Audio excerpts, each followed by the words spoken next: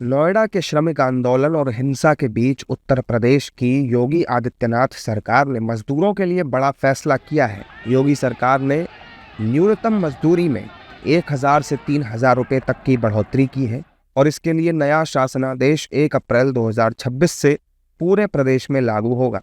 सरकार की तरफ से तय किए गए वेतन के मुताबिक गौतम बुद्ध नगर, गाजियाबाद में अकुशल मजदूरी 11,313 रुपये से बढ़कर 13,690 रुपये की गई है, जबकि अर्धकुशल मजदूरी 12,445 से बढ़ाकर 15,059 और कुशल 13,940 से 16,868 रुपये की गई है। इसके अलावा अन्य नगर निगम क्षेत्रों में अकुशल मजदूरों को 13,006, अर्धकुशल को 14,306 और कुशल मजदूर 16,025 रुपये पाएंगे। इसके साथ ही अन्य जिलों में अकुशल मजदूरी बढ़ाकर 12,356 रुपये, अर्धकुशल की 13,591 और कुशल मजदूरी 15,224 रुपये तय की गई है। नहीं, हमारा कमेटी कल शाम को आया था। इसके बाद श्रमिकों से भी और उद्यमी लोगों से भी बात किए हैं और श्रमिक बंधुओं में लगभग 20-22 लोग आए थे। वो अपने बात रख रहे थे।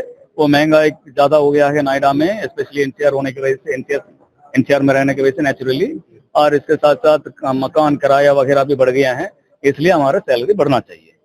और दूसरी पक्ष है, वहाँ पे उद्यमी मित्रों के साथ भी बात किए थे और उनको कहना है रॉ मटेरियल का कीमत बढ़ गया है, साथ साथ एक्सपोर्ट एप्लीकेशन भी नहीं हो पा रहा है, इसलिए है वेस्ट एशिया क्राइसिस भी है।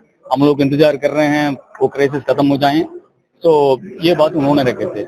इसके बाद हम लोगों ने कभी लगभग 2 घंटे तक ब्रेनस्टॉर्मिंग करके एक बैलेंस बनाने का कोशिश किया था।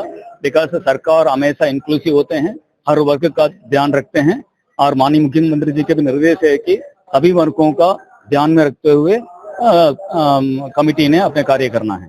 तो इसलिए है इसमें कंज्यूमर प्राइस इंडेक्स से सीपीआई करते हैं, वो लेबर बोर्ड का माध्यम से, लेबर ब्यूरो का माध्यम से किया जाता है और उसको बेस लेते हुए हम लोगों ने किया है। गुड़गांव से कंपैरिजन में नोएडा में कंज्यूमर प्राइस इंडेक्स कम है, इसलिए नोएडा में उससे वहाँ पे 35% वृद्धि किया है, यहाँ पे 21% किए हैं। और इसके साथ साथ पहले यूनिफॉर्म रेट होता था पूरा प्रदेश में, एक ही रेट था मिनिमम वेज का, अभी इसका 3 डिफरेंशियल वेजेस कर दिए हैं, रेट्स कर दिए गए हैं। और इसका व्यवस्था भी है कोड ऑन वेजेस में सेक्शन 8 में। इसके लेते हुए हम लोगों ने 3 डिफरेंशियल किए हैं और गाजियाबाद नोएडा में एक रेट था और बाकी अन्य 16 नगर निगम जनपदें हैं, वहां पे एक रेट है और अन्य जनपदें हैं और वहां पे अलग रेट है। इस प्रकार करके इसको हम लोगों ने माननीय मुख्यमंत्री जी का भी अनुमोदन लिए थे रात में ही और फिर सरकार के माध्यम से अनाउंसमेंट हुआ है। आपके साथ अभी प्रेस वार्ता भी हुई है।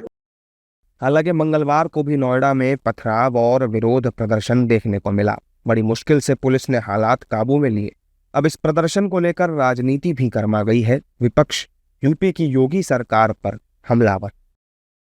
यानी उत्तर प्रदेश में तो मजदूर का बेतहाशा शोषण हो रहा है।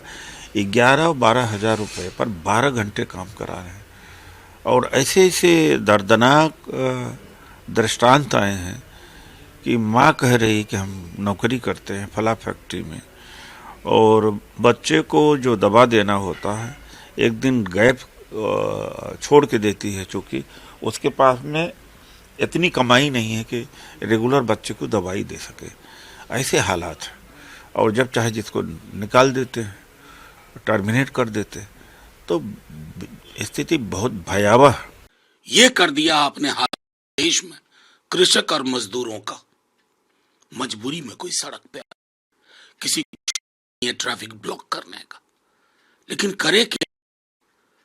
एक तरफ वैश्विक युद्ध के कारण हाहाकार, प्लस पीठ के बराबर उनका वेज, तो उसको बड़ा फायदा बताया जा रहा है। उसको लगता है कि आईना रखना चाहिए, आनी चाहिए। जबकि बीजेपी कह रही है कि हालात को बहुत संवेदनशीलता से समझने की जरूरत है और सरकार उसी तर्ज पर काम कर रही है। देखिए, जो नोएडा में या कहीं और भी जो हो रहा है, वो मैं मानता हूँ कि जो लोकल एडमिनिस्ट्रेशन है उसको बहुत ही हैंडल विथ केयर करने की ज़रूरत है और साथ ही साथ जो विपक्ष है उसको इस संकट के समय में और इस समस्या के समय में सियासत करने से बाज आना चाहिए। पूरी दुनिया में एक वैश्विक संकट का दौर है और उस वैश्विक संकट में लोगों को उसका समस्या का सामना ना करना पड़े या कम से कम करना पड़े, इसके लिए सरकार समझदारी और संवेदनशीलता के साथ काम कर रही है। इसी के साथ यूपी के मुख्यमंत्री योगी आदित्यनाथ ने प्रदेश की जनता से भी अपील की है कि सोशल मीडिया के जरिए प्रसारित की जा रही भ्रामक सूचनाएं पूरी तरह से निराधार हैं और सिर्फ आधिकारिक स्रोतों से मिली सूचनाओं पर ही लोग विश्वास करें।